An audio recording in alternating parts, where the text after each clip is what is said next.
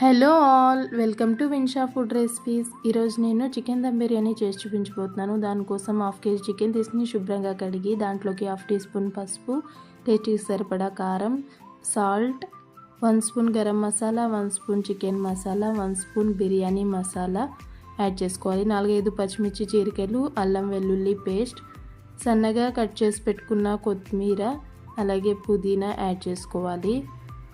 సరిపడినంత పెరుగు, లవంగాలు, దాల్చిన చెక్క, ఫ్రైడ్ ఆనియన్స్, అలాగే ఒక కాయ నిమ్మరసంని యాడ్ చేసుకుని కొంచెం ఆయిల్ని యాడ్ చేసుకుని బాగా మిక్స్ చేసుకుని ఒక 1/2 అవర్ మ్యారినేట్ చేసి పెట్టుకోవాలి.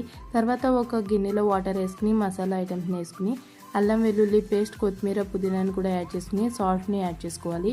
1 స్పూన్ బిర్యానీ మసాలా యాడ్ చేసుకుని బాగా కలుపుకోవాలి.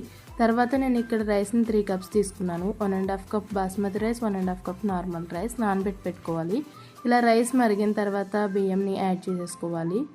ఇప్పుడు బిర్యానీ చేయాలనుకుంటున్న గిన్నెలోకి ఆయిల్ని యాడ్ చేసి చికెన్ కూడా యాడ్ చేసేసి కొత్తిమీర, పుదీనా, ఫ్రైడ్ ఆనియన్స్ వేసుకుని పైన గార్నిష్ చేసుకోవాలి. దాని తర్వాత ఇలా రైస్ ఉడికిన తర్వాత నేను లేయర్స్కి వేస్తున్నాను. ఒక లేయర్ రైస్ని యాడ్ చేసుకుని సమానంగా ఇలా గరిటెతో స్ప్రెడ్ చేసుకుని కొత్తిమీర, పుదీనా, ఫ్రైడ్ ఆనియన్స్ని యాడ్ చేసుకోవాలి.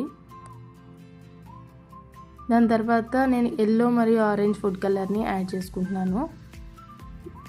తర్వాత ఇంకొక లేయర్ రైస్ని కూడా యాడ్ చేసేసి స్ప్రెడ్ చేసుకోవాలి ఈక్వల్గా.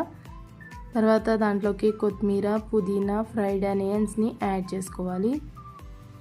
ఫుడ్ కలర్ని కూడా యాడ్ చేసుకుని తర్వాత కొంచెం బిర్యానీ మసాలాని పైన స్ప్రింకల్ చేసుకోవాలి. తర్వాత సరిపడా నెయ్యిని కూడా యాడ్ చేసేసుకుని అంతా బాగా వేసుకున్న తర్వాత మూత పెట్టేసుకుని 10 మినిట్స్ హై ఫ్లేమ్లో, 20 మినిట్స్ లో ఫ్లేమ్లో ఉడికించుకుని 15 మినిట్స్ వదిలేయాలి స్టవ్ ఆఫ్ చేశాక. 15 మినిట్స్ తర్వాత మూత చూస్తే బిర్యానీ అనేది పర్ఫెక్ట్గా రెడీ అయిపోయింది. అంతే అండి, ఎంతో easy and tasty chicken dum biryani ready అయిపోయింది. ఈ వీడియో కనుక మీకు నచ్చినట్లయితే like, share and subscribe. Thank you for watching.